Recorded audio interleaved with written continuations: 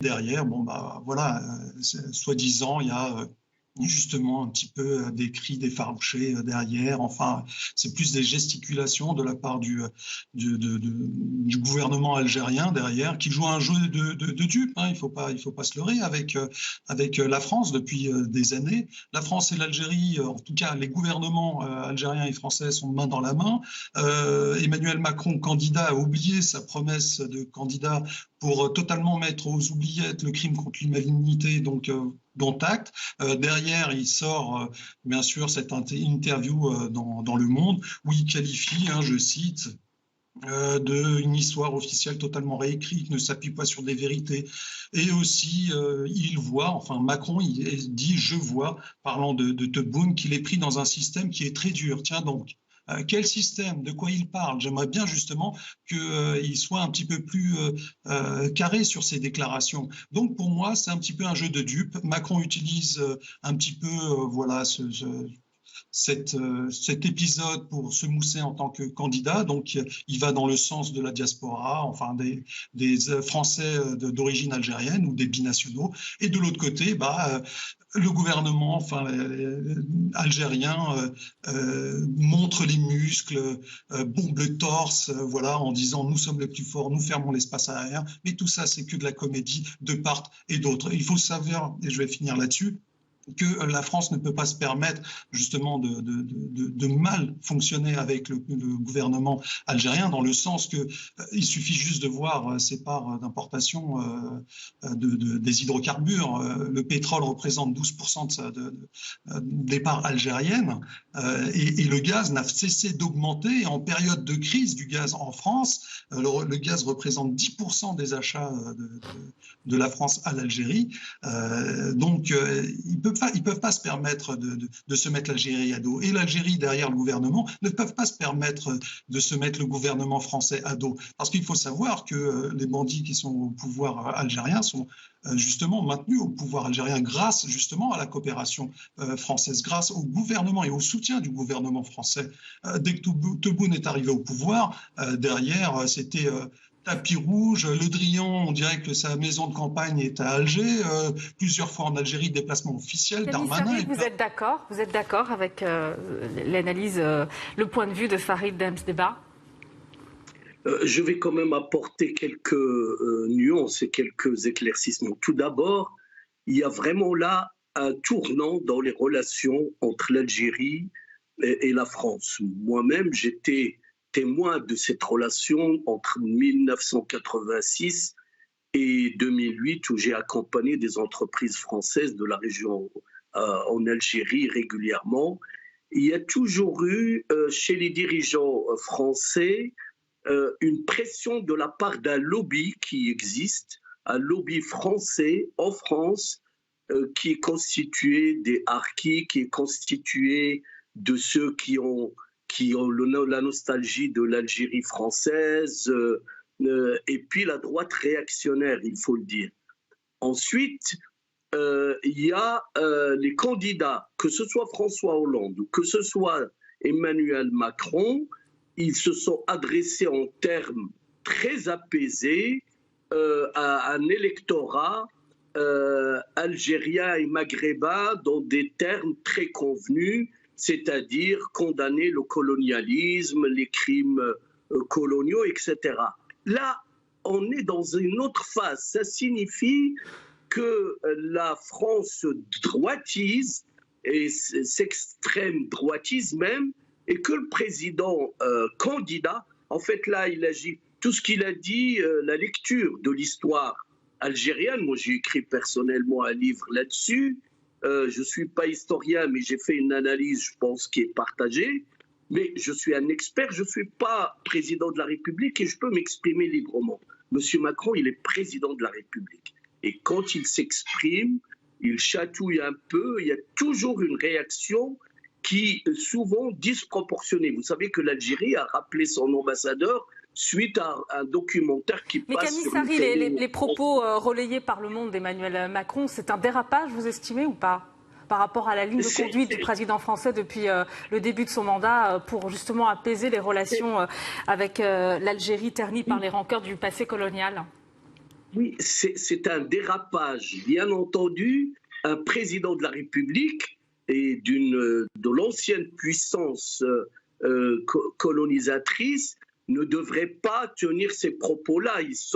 Ils peuvent émaner d'experts, d'historiens, de gens, d'essayistes qui n'ont de compte à rendre à personne. Mais là, c'est pas Emmanuel Macron, président, qui parle. C'est Emmanuel Macron, candidat. Et candidat face à qui? Face à Éric Zemmour, qui critique le Maghreb, il critique les musulmans, l'immigration. On connaît les thèmes de Éric Zemmour. Moi, j'ai une hypothèse personnelle, c'est que le président Macron, il a tout intérêt à avoir au deuxième tour plutôt Éric Zemmour. Là, il va gagner plutôt que même Marine Le Pen. Donc là, par contre, ce qui est nouveau, c'est qu'il ne tient pas compte du tout du régime et du pouvoir algérien. Il lui marche dessus. Juste pour revenir justement à ce qu'a mis Kani Sarri. Il l'écrase et il ne prend pas en compte ses réactions. Il réduit les visas et il dit c'est fait. Alors justement là-dessus, sur la réduction des visas. Sur la réduction des visas, est-ce que ça, c'est une mesure à visée électorale, selon vous, Farid Damsdeba? Parce que c'est une mesure, en tout cas, qui ne ravit ni l'Algérie, ni la Tunisie, on imagine, ni le Maroc. Non, mais c'est une vaste blague, cette histoire de visa.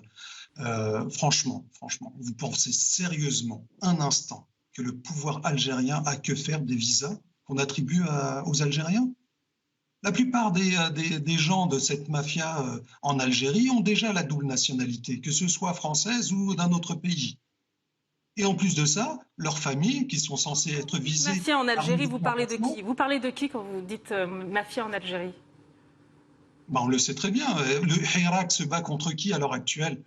Quand le Hirak, en février 2019, se soulève, c'est contre justement un 5e mandat contre Bouteflika, mais aussi pour ce slogan qui dit Yetnahaouga, ça veut dire qu'on retire tout, on tire la chasse et on recommence sur des basses scènes pour un état de droit, pour la véritable liberté, un pays avec des règles et pas seulement un pays dirigé par la justice du téléphone. On le sait très bien, il y a des exactions en Algérie. Farid Damsdeba, vous savez que les propos d'Emmanuel Macron, c'est aussi interprété par le gouvernement algérien comme justement un soutien au mouvement du Hirak.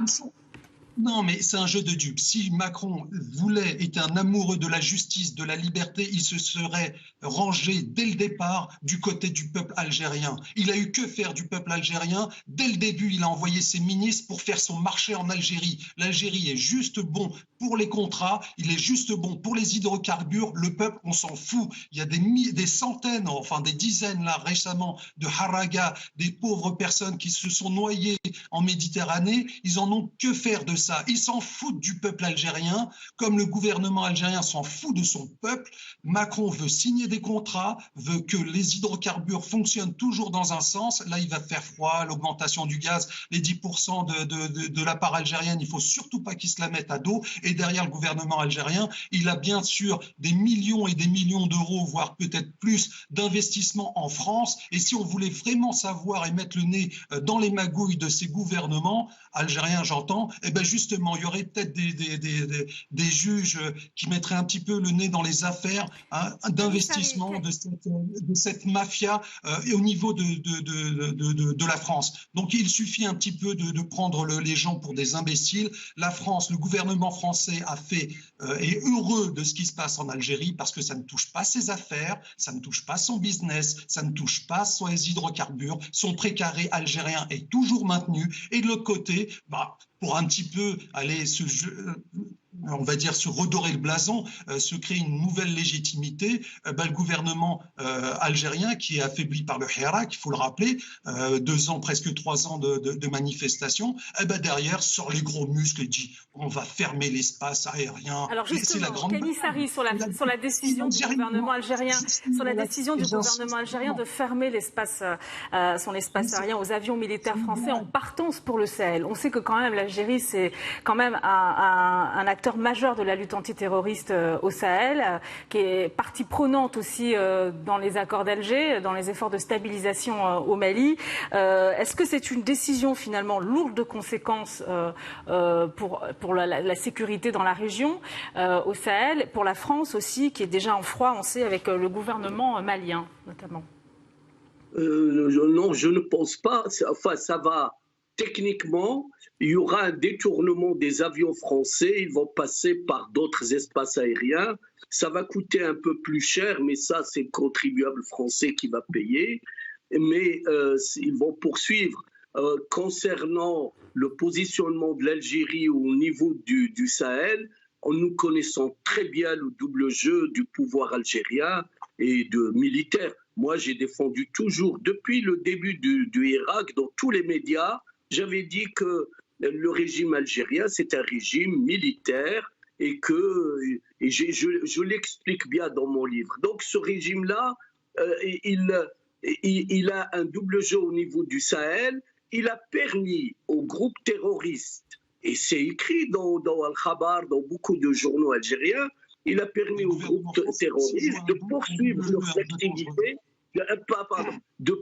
leurs activités dans le Sahel, mais à condition de ne pas toucher le sud algérien et la richesse algérienne qui est concentrée dans les puits de gaz et de pétrole dans cette région. Ça a été la seule exception, c'était la prise d'otages dans les champs du sud, mais il y a toujours ce modus vivendi, le double jeu du pouvoir algérien, et en plus la junte militaire qui gouverne réellement l'Algérie.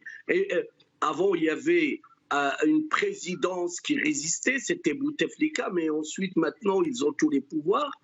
Eux, ils ont tout intérêt à ce qu'il y ait encore des problèmes avec le Maroc, avec le sud de l'Algérie, pour justifier le pouvoir algérien, la mainmise du pouvoir algérien. Et là, c'est une fuite en avant parce qu'ils n'ont pas le choix, il n'y a pas de solution au problème du peuple algérien. Merci Camille Sari, vous êtes